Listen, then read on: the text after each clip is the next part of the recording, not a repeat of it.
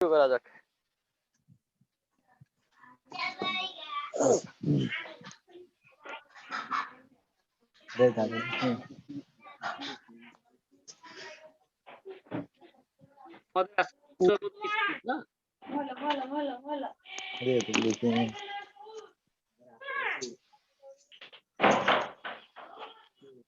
ঘরের কথা শোনা যাইতেছে রে, যদি মিউট করে ফেলে ভালো হয়। সবাইকে স্বাগত।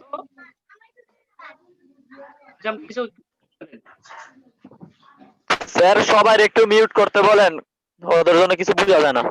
আচ্ছা যাক, অভিজ্ঞ হয়ে গেছে, এখন যদি মিউটের কথা বলতে হয় এটা হট লাগে আমার কাছে। ভয় পাওয়ার কিছু নাই। কিছু ছবি দেখি, যেমন এখানে গণপ্রজাতন্ত্রী বাংলাদেশ সরকারের লোগোটা আছে। তারপরে এইটা ইন্টারমিডিয়েট দুঃখিত, এসএসসি পরীক্ষার পর ভর্তি হয় কোন জায়গায়? ইন্টারমিডিয়েটে ভর্তি হতে হয় তো। এই দ্বিতীয় ছবিটা কাজে লাগে যে অ্যাপ্লাই নাও, দেখছো? তারপরে এই তো এটা হচ্ছে ই-বুক। এখানে অনেক বই পাওয়া যায়, মানে পড়া যায়, অনলাইনে বই পড়া যায়। আর এটা তো বুঝতেই যাচ্ছে যে একটা কমিউনিকেশন করতে চমৎকার ছবি। একটা গ্রামে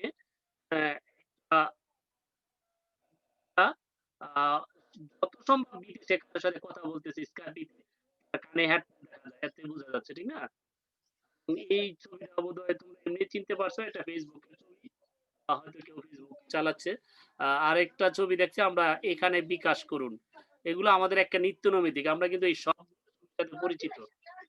এমন কোন এখানে এমন কোন ছবি নাই যে ছবি আমরা চিনি না। তো টোটালি আমরা আজকে যে ছবিগুলা দেখতেছি, এই ছবিগুলা দেখেও আমরা আজকে অনুমান করতে পারতেছি আমরা কি বিষয় নিয়ে আলোচনা করব।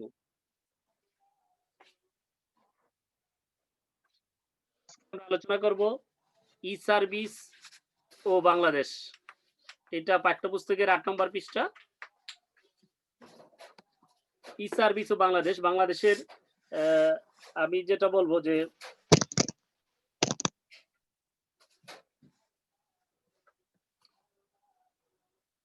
আমাদের পাঠ্যপুস্তকের যে একদম মাঝখানের একটা প্যারার নিচের অংশটা আমি পড়তেছি,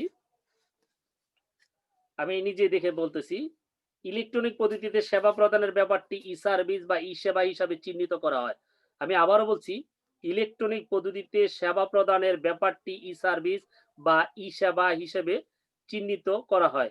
ই সেবার প্রধান বৈশিষ্ট্য হলো এটি স্বল্প খরচ, স্বল্প সময়ে হয়রানি মুক্ত সেবা নিশ্চিত করে। বাংলাদেশ সরকার বিভিন্ন মন্ত্রণালয়, বিভাগ ও অধিদপ্তর সমূহের উদ্যোগে ইতিমধ্যেই অনেক ই সেবা চালু হয়েছে।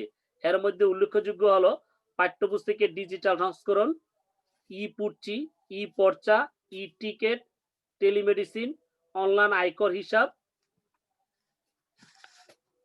করার ক্যালকুলেটর ইত্যাদি। নিম্নে কয়েকটি ই সেবার কার্যক্রম আমরা সংক্ষিপ্তভাবে তুলে ধরানো। এটা আমরা আজকে যেটা আলোচনা করব বিস্তারিত, সেটা হচ্ছে ই পুর্চি, তারপরে ই এমটিএস, ই পর্চা, ই স্বাস্থ্যসেবা, রেলওয়ে টিকিট এবং মোবাইল টিকিটিং। এই হচ্ছে আমাদের আজকের টোটাল পাঠের বিষয়। আমরা গতকাল ক্লাসে এই পাঠের বিষয়গুলো অনেকগুলো চলে আসছে, আমাদের প্রসঙ্গগত কারণেই, যে আমরা যখন ই গভর্নেন্স পড়ছি তখন এই প্রসঙ্গগুলো কিছুটা চলে আসছে আমাদের, বিস্তারিত আসবে। শেষে আমরা এই প্রশ্নগুলোর উত্তর দিতে পারবো ইনশাল্লাহ, যে ই সার্ভিসটা কি, ই সার্ভিসের সুবিধা কি এবং ই সার্ভিসের অবদান কি। সার্ভিস একদম প্রশ্নটাই, এটা একটা গুরুত্বপূর্ণ প্রশ্ন এবং এই প্রশ্নের উত্তরটা আমাদেরকে অবশ্যই জানতে হবে। যদি আমরা এই প্রশ্নের উত্তরটা ক্লিয়ার হই, তাহলে এই পাঠটা আমাদের জন্য একদম সহজবোধ্য হয়ে যাবে। সার্ভিস হচ্ছে ইলেকট্রনিক পদ্ধতিতে সেবা প্রদানের ব্যাপার। একটু হ্যাঁ, রাকিবুল ইসলাম পড়ো তো তুমি, বাকিরা মনোযোগ সহকারে শুনবে, আনমিউট করে এটা পড়ো। আচ্ছা, রাকিব না পড়তে পারলে আরেকজন পড়ো।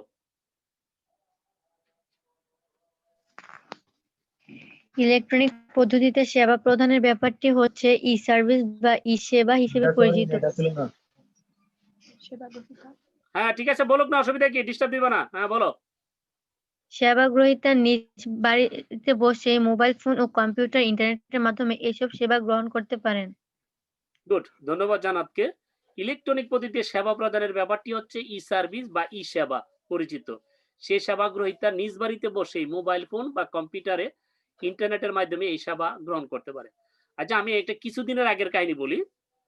হঠাৎ আমাদের এই রাসমাপার মোবাইলে টাকা দরকার। ২০০ নাকি কত টাকা জানি দরকার। ওই মুহূর্তে খুব ইমার্জেন্সি, মনে করো সর্বোচ্চ কয়েক মিনিটের মধ্যে দিতে হবে। তাই আমি বললাম, "ম্যাম টেনশন করার কিচ্ছু নাই। আমার মোবাইলটাই বিকাশ করা। আপনি বলেন আমি টাকাটা পাঠিয়ে দিই।" কয়, "স্যার মাত্র ৳২০০।" আমি বলছি, "জি ৳২০০ দিয়ে দিতেছি।" তো আমি ৳২০০ দিয়ে দিলাম, বোধহয় সর্বোচ্চ ১ মিনিট লাগছে। দিয়ে আমি বললাম যে, "টাকা তো দিয়ে দিছি।" তো ম্যাম যে জায়গায় টাকা দেওয়ার কথা সেই জায়গায় ফোন করে নিশ্চিত হচ্ছে, না টাকা ঠিক মতন পড়ছে। তো এই যে একটা দ্রুত সেবা, ম্যাডামের যে লোককে টাকা দিচ্ছে সেই লোক বোধহয় মানে এই শহরের চেয়ে একটু ভিন্ন শহরে। যা বুঝলাম আরকি আমি। তো এত দ্রুত টাকা পৌঁছানোটা, আ যে আমি পৌঁছে দিলাম, এটা কি সার্ভিস হইতে পারে আমাদের? এটাও তো একটা ই-সার্ভিস নাকি? আমি কি জি ভুল স্যার। বললাম? জি স্যার। এটাও একটা ই-সার্ভিস এবং দ্রুত দিতে পারছে।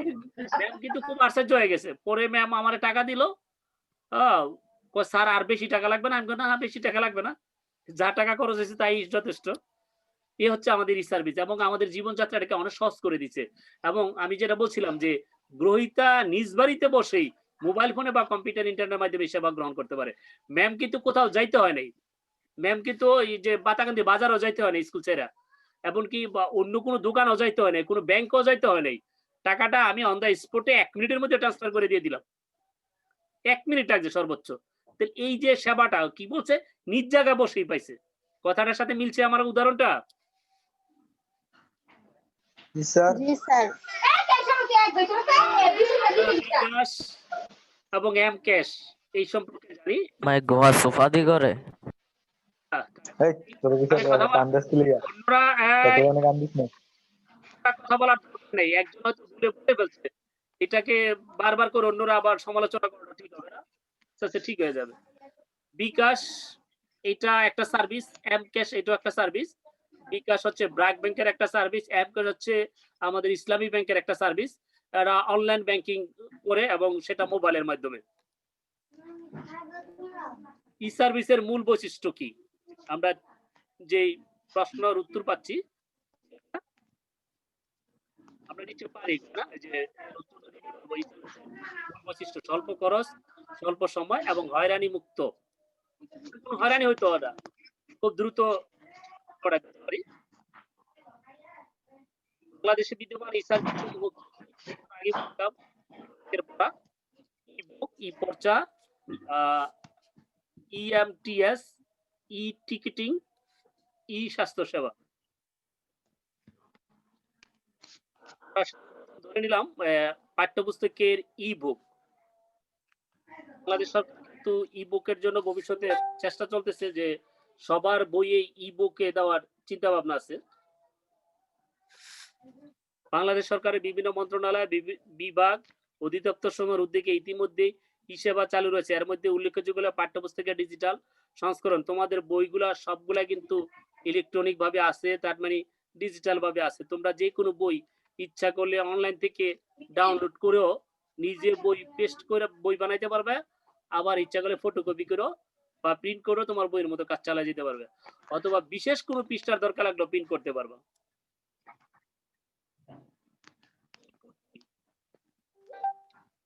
এটা বিশেষ করে দরকার আমাদের দেশে যে এখন আখ উৎপাদন হচ্ছে, এই আখ চাষীদের জন্য খুবই গুরুত্বপূর্ণ। এই পুরচি হচ্ছে দেশের ১৫টি চিনিকল সমূহে কখন আখ সরবরাহ করতে হবে তার একটি অনুমতি পত্রের তথ্য আখ চাষীদের এসএমএস এর মাধ্যমে তাৎক্ষণিকভাবে সরবরাহ করা হয়। এতে আখ চাষীদের হয়রানি এবং বিড়ম্বনার অবসান হয়েছে। পাশাপাশি সময় মতো আখের সরবরাহ নিশ্চিত হওয়া চিনিকলগুলো উৎপাদন বেড়েছে। আগে যেমন চিনিকলটা যদি হয় আমাদের গরুপুরে, আর চিনি মানে আখ যদি হয় কালাই গোবিন্দপুর, এই যে মাঝখানের যে একটা দূরত্ব, এই দূরত্বটার জন্য কিন্তু একটা সময়ের ব্যাপার আছে যে আমার আঁক কমপ্লিট হয়েছে, আমি যাই অফিসে বলবো, অফিসের তারা আমাকে পারমিশন দিব, তারপরে আঁক কাটবো, তারপরে আঁক নিয়ে পৌঁছাবো। এই যে মাঝখানে যে সময়টা সেটাকে সংক্ষিপ্ত করার জন্য SMS এর মাধ্যমে যোগাযোগ করা হয় এবং টপ টু বটম খবরটা আদান প্রদান করা যেতে পারে খুব শর্ট টাইমের মধ্যে। তো এতে করে মানে সরবরাহটা ভালো হয় এবং হয়রানি হয় না, এবং অনেক ক্ষেত্রে ইউনিটও ভালো হয়। যেমন মনে করো কোনো আখ যদি সময় মতো না সংগ্রহ করে সেখানে চিনির পরিমাণ কমে যেতে পারে, আবার কোথাও যদি আগে তুলে ফেলে সেখানে তো চিনি কমই আসবে, কারণ এটা পরিপক্ক হলে না চিনির পরিমাণ বাড়তো। তো কাজে আগেও যাবে না পরেও যাবে না, টু দ্য পয়েন্টের সময়টার জন্য আমাদের ইনপুটটি খুব গুরুত্বপূর্ণ। আমাদের পাঠ্যপুস্তকও এই লেখাটা ঠিক মতন আছে। তাহলে আমরা ক্লিয়ার হচ্ছি ইনপুটটি কি? একটু রেসপন্স না দিলে আমি মনে করবো যে জি স্যার। ক্লাস করি। হ্যাঁ জি স্যার। জি। Electronic money transfer system MTS, গতকাল আমি পোস্ট অফিসের ব্যাপারটা বলছিলাম কিন্তু আমি ডাইরেক্ট শব্দটা বলতে পারি নাই। MTS electronic money transfer system, এটাই বোঝা যাচ্ছে আমাদের বাতাকান দিয়েও কিন্তু এই MTS চালু আছে। লোক এই ডাকবিজ্ঞানের মাধ্যমে খুব দ্রুত টাকা ট্রান্সফার করতে পারে। রাকিব হাসান, এই রাকিব হাসান তারে রিমুভ করে দেব কিন্তু এখন। ওকে। বাংলাদেশে ডাক বিভাগের ইলেকট্রনিক মানি ট্রান্সফার সিস্টেমের মাধ্যমে দেশের এক অঞ্চল থেকে অন্য অঞ্চলে নিরাপদ, দ্রুত ও কম খরচে টাকা পাঠানো যায়। দেশের প্রায় সকল ডাকঘরে এই সেবা বিদ্যমান। এছাড়া মোবাইলের মাধ্যমে এখন এক জায়গা থেকে আরেক জায়গায় টাকা ট্রান্সফার করা যায়। এই রাকিবের কি মাথা নষ্ট হয়ে গেছে গাড়ি?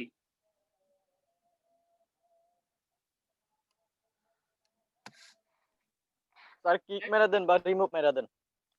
আচ্ছা যাক, রিমেম্বার দরকার কি, আমার কাছে ই আছে না, ওই অ্যাসাইনমেন্টে জমা হবে না, তখন হয়তো আমি নাম্বার দেবো সুন্দর মতন। জি স্যার। তো এ হচ্ছে আমাদের MTS। আমরা কি MTS ক্লিয়ার হয়েছি? এব্রিভিয়েশন পরীক্ষা অনেক সময় আসতে পারে। MTS কি? তোমরা যদি খালি একদম প্রথম লাইনটা লিখে দিতে পারো যে বাংলাদেশ ডাক বিভাগের ইলেকট্রনিক মানি ট্রান্সফার সিস্টেমের মাধ্যমে এক অঞ্চল থেকে অন্য অঞ্চলে যে দ্রুত কম খরচে টাকা পাঠানো যায় সেই পদ্ধতিটা হচ্ছে MTS, এটা লিখলে হবে। আবার যদি একদম সংক্ষিপ্ত প্রশ্ন বা এব্রিভিয়েশন চাচ্ছে তখন তোমরা লিখবা মানি ট্রান্সফার সিস্টেম। MTS মানে কি? মানি ট্রান্সফার সিস্টেম, এই কথা লিখলেও চলবে।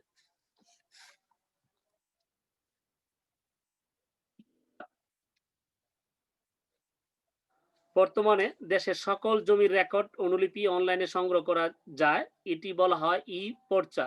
বর্তমানে এটি ই-সেবার আওতায় আসতে আবেদনকারী দেশ বিদেশের যে কোনো স্থান থেকে অনলাইনে আবেদন এবং নির্দিষ্ট পরিমাণে ফি জমা দিয়ে পর্চা সংগ্রহ করতে পারেন। পর্চা সংগ্রহ করা বাংলাদেশে খুব একটা দুর্ভোগের কাজ এবং অনেক কি বলবো, অনেক অনৈতিক টাকা এখানে লেনদেন করা হয়, বিশেষ করে ঘুষ প্রদান করতে হয়। এই অনলাইনে কিন্তু ঘুষ দেওয়ার কোনো সিস্টেম নাই। মনে করো ফাইল তুমি আবেদন করছো, টাকা নির্দিষ্ট ফি দিছো, মাঝখানে কোনো লোক থাকলে না ফি তুমি ঘুষ দিতা, তাই দিয়ে বোঝা যাচ্ছে না যে এটা আমাদের জন্য অনেক ভালো। এবং এই ইলেকট্রনিকের কারণে অর্থাৎ ই সার্ভিসের কারণে বাংলাদেশের অনেক জায়গায় সিস্টেমে ঘুষ বন্ধ হয়ে গেছে। এই যদি ই সার্ভিস না থাকতো ঘুষের পরিধি আরো বেড়ে যেত। এখন অনেক ফাইল অফিস আদালতে এই ইলেকট্রনিকের মাধ্যমে দেওয়া হয়, ই সার্ভিসের মাধ্যমে দেওয়া হয়, মাঝখানে যে লোকগুলো আছে সেইগুলা তাদের কাছে কোনো হয়রানি স্বীকার করতে হয় না, এবং ওখানে নির্দিষ্ট টাইম পরিমাণ একটা লোক তার নির্দিষ্ট ফাইল ঘুরাইতে পারবে, এবং কতদিন ঘুরাবে ফাইলটা সেটাও ওখানে অনলাইনের মধ্যে বোঝা যায়। তখন যে যে জায়গা থেকেই দায়বদ্ধ থাকে, এই দায়বদ্ধতার ভয়ে অনেকে ঘুষও খাইতে পারে না, আবার সময় মতন ফাইলও ছেড়ে দিতে হয়, যেটা আগের অ্যানালগে খুব কষ্টকর ছিল। এই ব্যাপারটা আমার মনে হয় ভবিষ্যতে বড় হলে আরটু ক্লিয়ার বুঝবা। তোমরা এতটুকু বুঝে রাখো যে এখন অফিস আদালতে অনেক ফাইলই অনলাইনের মাধ্যমে দিতে হয়, যার ফলে কোনো হয়রানি শিকার হইতে হয় না এবং অতিরিক্ত কোনো ঘুষ প্রদানও করতে হয় না। ক্লিয়ার এতটুক? জি স্যার। স্বাস্থ্য সেবা আমরা আমাদের ছবিগুলোর অবস্থা দেখে যে একজন একদম রুগী শুয়ে কিন্তু ডাক্তারের সাথে আলোচনা করতেছে। হ্যাঁ? আরেকজন বসে আলোচনা করতেছে। যাই হোক মানি ডাক্তার কাছ থেকে আ ডাক্তারের কাছে সরাসরি না যায়। যেমন এখন করোনাকালীন সময়ে অনেকে ডাক্তারের কাছে যাওয়া যাবে না। অনেক ডাক্তার কিন্তু এরকমই যে ভিতর থেকে যেমন কয়দিন আগে ফারুক স্যারই একটা ঢাকায় গেছে ওনাকে দেখছে স্কাইপের মাধ্যমে। অর্থাৎ উনার যে ডাক্তারের চেম্বারের মধ্যে একজন থাকে, এটাকে কি বলে? পিয়ন থাকে। পিয়নের কাছে সে রেজিস্ট্রেশন কইরা কমপ্লিট করছে এবং তার বিভিন্ন তথ্য জানছে। যাইনা স্ক্যাবির সামনে নিয়ে দিছে। ওই স্ক্যাবির লগে কথা-টথা কইলা বইলা দিছে। এরপরে আরেকজন সহকারী আছে উনি প্রেসক্রিপশন করে দিয়ে দিছে। ওই বড় ডাক্তার দেইখা সহকারী যে ডাক্তার উনার কাছে ছিল উনি ওই বড় ডাক্তার উনাকে বইলা দিছে আর উনি প্রেসক্রিপশন করে দিয়ে দিছে। শেষ টেলিমেডিসিন। ডাক্তার এক জায়গায়, রোগী আরেক জায়গায়। তো আমরা মোটা দাগের কথাগুলো একটু পড়ে নেই। বিভিন্ন সরকারি বেসরকারি হাসপাতালে কর্মরত চিকিৎসকরা এখন মোবাইল ফোনে স্বাস্থ্যসেবা দিয়ে থাকেন। বর্তমানে দেশের ৪১৮ টি উপজেলায় টেলিমেডিসিন সেবা চালু রয়েছে। এটা কিন্তু বিরাট অবস্থান বাংলাদেশের জন্য। এছাড়া ঘরে, ঘরে যে কেউ দেশে ও দেশের বাইরে মোবাইলে ইন্টারনেটের মাধ্যমে ই-সেবা পেতে পারেন। ই-স্বাস্থ্যসেবার একটি ওয়েব অ্যাড্রেসও রয়েছে www.treatmentonline. এই ওয়েবসাইটটা তোমরাও একটু দেখতে পারো। আর আরো সুযোগ আছে। আমি কথার প্রসঙ্গে বলে নেই। যেমন জমিতে অনেক সময় পোকামাকড় আক্রমণ করলে কৃষক কিন্তু এই গাছটাকে ধইরা অথবা পোকাটাকে স্যার আপনার কথা কিছু বুঝতেছি না তাদের কথার জন্য। স্যার তারা বেশি মেসেজ করতেছে। মিউট করে রাখ।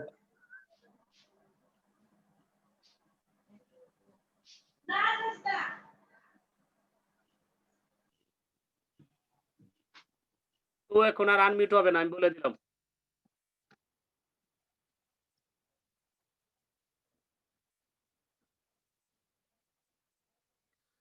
তো এই বলছিলাম যে কৃষি ক্ষেত্রে অনেক সময় অবস্থা খুব খারাপ।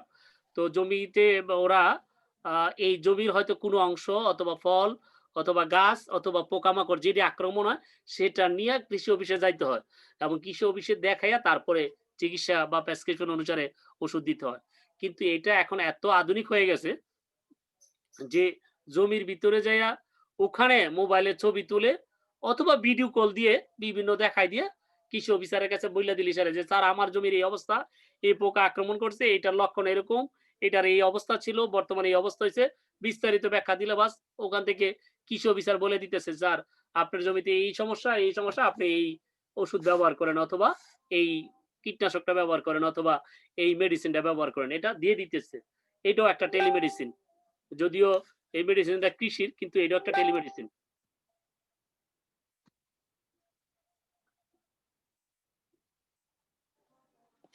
হ্যাঁ, আমি এখন তো করোনার সময় আমরা কিন্তু যেমন আমি বিশেষ করে ব্রিটিশ কাউন্সিলের প্রোগ্রামে যাই। তো গত বছর আমার একটা খেলা আছে আমরা বোধহয় আমাদের সেমিনার শেষ হইছে ৫টা বাজে। তো আমি চিটাগাং থেকে আসবো, আমার বন্ধু লাকসাম যাবে। তো ও অ সেশন শেষ ৫টায়, ওর ট্রেন মনে হয় ৬টায়। তো ট্রেনের কাছে যাইয়া লম্বা সিরিয়াল ধইরা টিকেট কাটতে প্রায় ২ ঘন্টা লাগবে। তো সে মোবাইল দিয়েই দেখলাম টিকেটটা কেটে ফেলল। আমারে কয়, "আমি তো টিকেট কেটে ফেলছি, এখন দৌড়ে একটু ট্রেনের কাছে যেতে হবে।" কারণ সময় মাত্র ৪০ মিনিট কি ৫০ মিনিট ছিল। আমি কি টিকেট কাটেন কোন সময়, সেমিনার শেষ করলেন কোন সময়? আপনি আবার যাইবেন, যাইয়া ডাইরেক্ট ট্রেনে উঠবেন, এটা কি ব্যাপারটা কি? কয়, "স্যার এখন আপনি তো বুঝেন না, আমি তো অনলাইনে টিকেট কেটে ফেলছি।"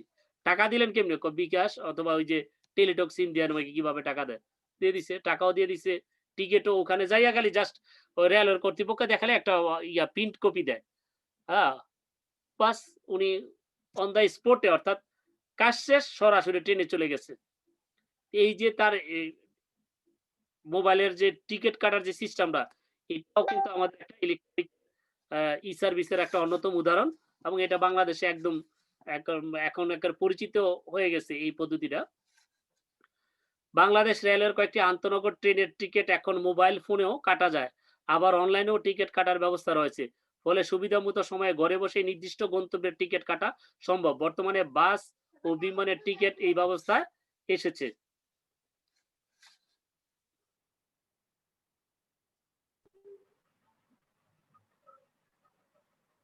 আসসালামু আলাইকুম স্যার। ওয়ালাইকুম সালাম। ম্যাম ভালো আছেন? এই তো আলহামদুলিল্লাহ। স্যার অনেক পরে লিঙ্কটা দেখলাম, চোখে পড়লো। তো ওই হিমি স্যারের সাথে কফি আড্ডায় জয়েন করছিলাম। এইজন্য আপনার এখানে আসতে দেরি হয়ে গেল, দুঃখিত। আচ্ছা ঠিক আছে, ধন্যবাদ। আমরা কিছু মূল্যায়নের উত্তর যাব, আর কারণে বোধহয় আমার কিছু স্লাইড তোমাদের এখানে দেখা হয় না, আমি স্লাইডটা আবার দেখাবো। তার আগে আমরা এই মূল্যায়নের প্রশ্নগুলো একটু জাস্ট একটু চোখ বুলে নেই। 21 শতকে এসে প্রযুক্তি মানুষকে কোন যুগের উপহার দিয়েছে? যোগাযোগ প্রযুক্তির যুগ, মানে বর্তমান যে যুগটা। বাংলাদেশে বিদ্যমান কয়েকটি গুরুত্বপূর্ণ ই সার্ভিসের নাম বলো। আমি কি আনমিউট করে দেব তোমাদেরকে? না, তোমাদেরকে চান্স দেওয়ার দরকার নেই। উত্তরটা তোমরা আমার এখানে দেখো লাল কালিতে, যেটা আমার বইয়ের মোটা দাগে আছে। ক খ গ দিয়ে এরকম 5টা তথ্য দেওয়া আছে। এর মধ্যে হচ্ছে এমটিএস, ই পড়চি, ই পর্চা, ই স্বাস্থ্য সেবা, তারপরে ই পড়চি, মোবাইল টিকিটিং। কোনটির সাহায্যে দ্রুত ও কম খরচে টাকা পাঠানো যায়? এটা একদম প্রথমেই বলছিলাম আমরা, এমটিএস পদ্ধতি, যেটা মানি ট্রান্সফার সিস্টেম, এটা পোস্ট অফিসের মাধ্যমে করা হয়। রেকর্ড অনুলিপি অনলাইনে সংগ্রহ করাকে কি বলে? সেটা হচ্ছে ই-পর্চা। ওয়েবসাইটের মাধ্যমে বিশ্বের যে কোনো স্থান হতে অনলাইনে স্বাস্থ্য সেবা পাওয়া যায়। এটাও কিন্তু আমি ওয়েবসাইট অ্যাড্রেসটা আবার দিলাম। এই আনমিট হলে কে রে? www.treatmentonline.com। আর কয়েকটা প্রশ্ন দেখি। বাংলাদেশের প্রথম দিককার ই সেবা কোনটি? ই পড়চি। ই সেবার প্রধান বৈশিষ্ট্য কি? হবে এখানে কোনটা বাদ দিছে? হয়রানি মুক্ত সেবা। হয়, এটাও তো কারেক্ট, এটাও তো আসে। উদ্দীপক আছে, উদ্দীপকের আলোকে আমরা যে প্রশ্নটা সেটা আমি ডিটেইলস চলে গেলাম।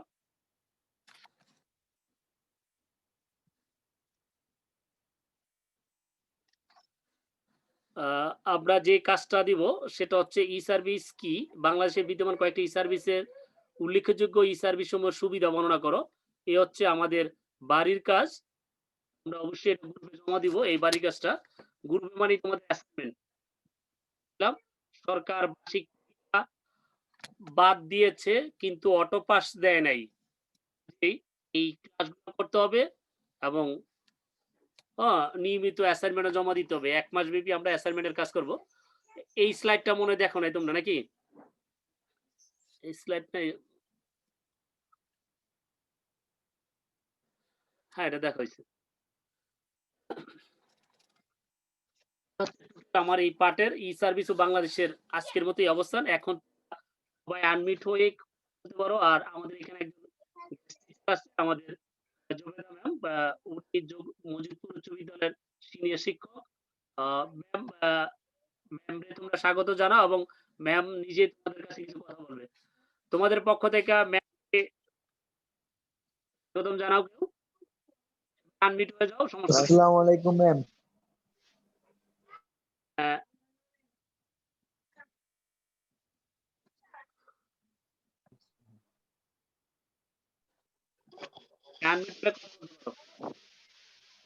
যার যার ভাবে আনমিট হয়ে যাও।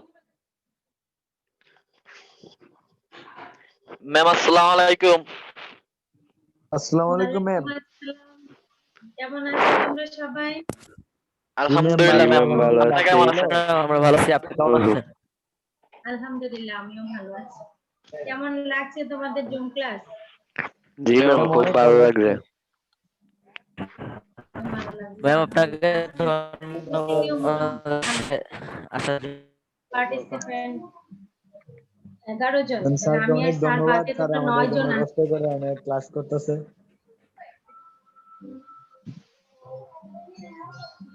স্যার এটা কি আইসিটি ক্লাস? জি, আইসিটির একদম প্রথম অধ্যায়। প্রথম অধ্যায়ের পার্ট আর কি, আইসিটি ক্লাসের 9 এর। আমি নিচের দিকের অংশটা দেখে বুঝছিলাম যে আইসিটি ক্লাস। শিক্ষার্থীরা অনেক ভাগ্যবান যে শুভ স্যারকে পাইছে আইসিটি ক্লাসে। আমিও ভাগ্যবান আজকে আপনার ক্লাসে যোগদান করতে পারছি। অনেকদিনই লিংক পাই কিন্তু আসলে সময়ের জন্য যোগদান করতে পারি না। শিক্ষার্থীদের প্রতি আমার একটু অনুরোধ থাকবে, তোমরা যারা জুম ক্লাসে জয়েন করেছো তোমরা সবাই সবার বন্ধুদেরকে জুম ক্লাসে জয়েন করার জন্য লিংক দিবে, তাদেরকে উৎসাহিত করবে। আমরা হয়তো প্রমোশন পেয়ে যাব, পরবর্তী ক্লাসে উঠবো, অ্যাসাইনমেন্ট দিয়ে আর অটো প্রমোশন যেটাই হোক। তো আসলে আমাদের জানার ঘাটতি থাকলে কিন্তু আমরা পরবর্তী ক্লাসে হোঁচট খাবো। সেজন্য সবারই উচিত জুম ক্লাসে সংযুক্ত হওয়া। আজকের ক্লাসের মাধ্যমে আমি তোমাদেরকে অনুরোধ করব, তোমরা তোমাদের সহপাঠীদেরকে লিংক শেয়ার করবে এবং তাদেরকে ইন্সপায়ার করবে নেক্সট ক্লাসে যেন 9 জন থেকে 18 জন হয়। সবার প্রতি শুভকামনা রইল। জি ম্যাম, সবাই আমার অবশ্যই। জন্য দোয়া করবে। ইনশাআল্লাহ ম্যাম। লিংক আমি স্যারকে দিব, আশা করব সবাই তোমরা আমার ক্লাসটা দেখবে। ইনশাআল্লাহ। স্যার ভালো থাকবেন, ইনশাআল্লাহ। সুস্থ থাকবেন। আসসালামু আলাইকুম। ম্যাম আপনারও আসসালামু আলাইকুম। আসসালামু আলাইকুম। খোদা হাফেজ ম্যাম। থ্যাংক ইউ, আল্লাহ হাফেজ। আল্লাহ হাফেজ। আল্লাহ হাফেজ।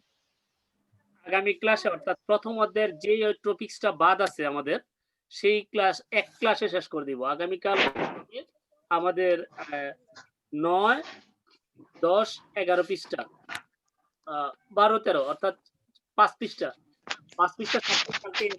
আগামীকালের ঠিক 8:30টায় আমরা আবার আসবো এবং সেখানে ক্লাস সমাপ্ত করে দেব। এই জানার থাকলে আমাকে তোমরা নিজেরা এখন নোট করে রাখো, আগামী ক্লাসে বলবে। টোটাল প্রথম অধ্যায়ের যে কোনো ধরনের প্রশ্ন আমি কালকে দেখতে চাই কে কয়টা প্রশ্ন করতে পারে। প্রথম অধ্যায় থেকে সবাই প্রশ্ন করবে। কেউ যদি একজন প্রশ্ন করা বাদ থাকে আমি ধরে নেব সে বইটা পড়ে নাই। মানে প্রত্যেকেই কালকে প্রশ্ন করতে হবে। এই যে 1 নাম্বার পড়া কালকের। আর 2 নাম্বার জি স্যার। টোটাল চ্যাপ্টারটা একটু ভালো করে দেখে তোমাদের পরীক্ষা তো অবজেক্টিভ আসবে, অবজেক্টিভ বইয়ের সাথে একটু মিলিয়ে পড়ে আসবে। এই হচ্ছে। আর যেটা বলছিলাম, ম্যাম কিন্তু ভালো কথা একটা বলছে, তোমাদেরকে আমরা হয়তো প্রমোশন দিব বা যেটাই দেই, কিন্তু তোমার এই নবম শ্রেণীর যদি শিক্ষা শেষ না হয়, পাঠ্যপুস্তকটা পড়ে আমরা যেটা শিখবো সেটা যদি আমাদের না শিখা হয়, তাহলে কিন্তু আমাদের এটা গ্যাপ থেকে যাবে। তোমরা জানো বিসিএস পরীক্ষা থেকে শুরু করে চাকরিজীবীর যত পরীক্ষা আছে সবগুলো কিন্তু এই সিলেবাস থেকে আসে। এই 6 10 পর্যন্ত এইখানের ভিতর থেকেই প্রশ্নগুলো করা হয়। তোমরা ইভেন কি আমাদের স্কুলে যখন নতুন হেডমাস্টার নিয়েছি অথবা সহকারী হেডমাস্টার নিয়োগ হয়েছে অথবা আমরা যখন নিয়োগ হয়েছি তখন আমাদেরকে যে পরীক্ষাটা নিছে সেই পরীক্ষাটা এই সিলেবাস গুলোই। কাজে এখন এগুলা যারা একটু গ্যাপ দেওয়া যাবে তারা বড় হইয়া যদি ভবিষ্যতে কোনো কিছু করতে যাও তাহলে আবার এটা করতে হবে। যেমন এখন ইন্টারমিডিয়েট তাদেরকে অটো পাস দিয়ে দিছি, কিন্তু তারা যখন চাকরি দিতে যাবে অথবা ভার্সিটিতে ভর্তি হবে তখন কিন্তু আবার ইন্টারমিডিয়েটের বই অথবা 9, 10 এর বইগুলো আবার তারা রিভিশন দিতে হবে যদি সে প্রতিযোগিতা যায়। আর প্রতিযোগিতা না গিয়া যদি শুধু বলতে পারে যে হ্যাঁ আমি অমুক পাস করছি, সেটা হচ্ছে ভিন্ন জিনিস।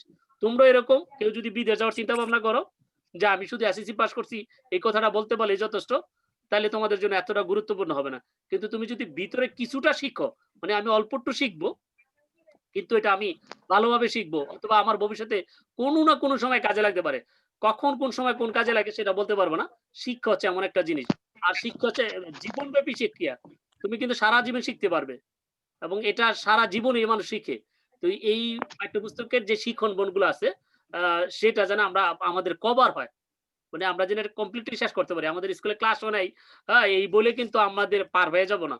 আমি কিন্তু ভবিষ্যতে কোনো পরীক্ষায় অথবা কোনো প্রতিযোগিতায় বলতে পারবো না যে আনসার দিতে পারবো না, করোনার কারণে আমি পড়তে পারি নাই, অতএব এই আনসার উত্তর হবে করোনা, এরকম না কিন্তু। এরকম কি মনে হয় যে কোনো পরীক্ষার আনসার আমরা লিখতে পারবো স্যার করোনার কারণে পড়ি নাই, স্কুল বন্ধ ছিল, এই কথা লেখা জি না স্যার। কাজে করতে হবে আমাদের সবাই। আচ্ছা ঠিক আছে, আজকে এই পর্যন্ত। আমি আর গান গাওয়ার অনুরোধ করলাম না, কারণ গতকাল আমি গান গাওয়ার কথা বলো না, উল্টা আমারে বলছো সেই জন্য আমি একটা গান করি। আল্লাহ হাফেজ। গান হইতো শিল্পী গান গাইতে হবে স্যার আগা আজকে স্যার আজকে না এই একটা গাইবো। কে? নাই রে, সিরাজ? গান শিখছিল একটা স্যার, আজকে কইবো বলিলাম। তো এখন গাওয়া শুরু করো না, অসুবিধা কি? আরে ক বেটা সময় আছে অনেক আরো নাইট ক তুই নাই না চরম কইছিলি পাইছ না। কবি?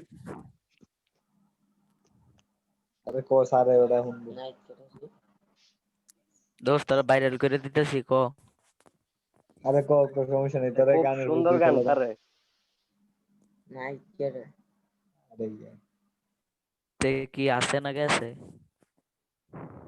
ফেসবুকে গিয়া লাইভ এবারে গান গাইছে নাই রে। ফাইন তুইও তো আরে পারস। নাই রে, বড় না জান্নাতে আছে, জান্নাতে গো। আমি দুই একটা গান গা তুই বেশি ভাব করে তো বকবক করস। আচ্ছা আসসালামু আলাইকুম। হ্যাঁ ভালো থাকেন স্যার সবাই। ও ঠিক আছে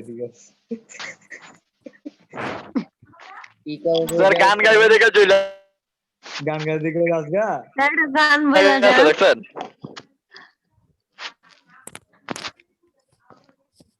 নাহিদ হ্যাঁ, কে ভাইয়া?